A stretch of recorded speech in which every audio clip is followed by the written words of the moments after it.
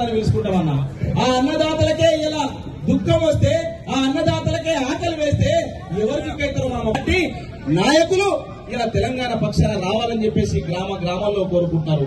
అందుకని ఒక పాట ఉండే కదన్నా, సారే మల్ల సాగాన పల్లెలల్లా మల్ల సారే రావాలంటున్నారే, తెలంగాణ పల్లెలల్లా మల్ల సారే రావాలంటున్నారే,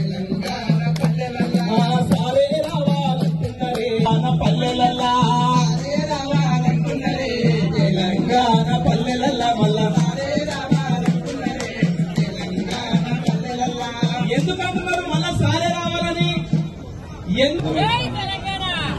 ఆలి మెడలోన తాలిని కూడా అమ్మి, ఆలి మెడలోన తాలిని కూడా అమ్మి వేసినావే, అన్నం పెట్టిన రైతన్నని ఆకలి మిగిలెనురా, ప్రణాళికలు ఎన్నెన్ని మారినా బతుకు మారలేదే.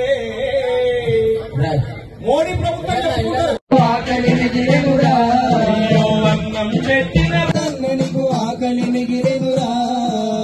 సారు మాకు ఆకలే ఉంది, మా పొలాలు ఎండిపోతున్నాయి, నువ్వు ఉన్నప్పుడే బుక్కడు బోండే సారు అని చెప్పేసి. పొలం ఎండిపోతే మా గొంతు కడారిపోయినట్టు అవుతుంది, మా బతుకులు ఆగమైనవి, మహిళా అక్కలు తల్లులు మోసపోయారు. ఎన్నో పథకాలు. నిన్న పెద్ద సార్ ఒక మాట అన్నాడు, ఏమన్నాడంటే అచ్చిన కరువు కాదు తెచ్చిన కరువు అన్న, ఇది వచ్చిన కరువు కాదు. మళ్ళా తెలంగాణలో గిసొంటి పాటలు పాడతాం అనుకోలే.